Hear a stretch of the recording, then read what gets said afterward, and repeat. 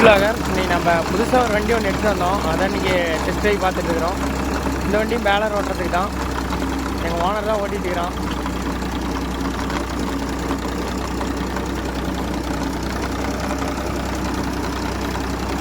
பார்த்துட்டு கமெண்ட்ல சொல்லுங்கள் எப்படி ஓடுதுன்னு.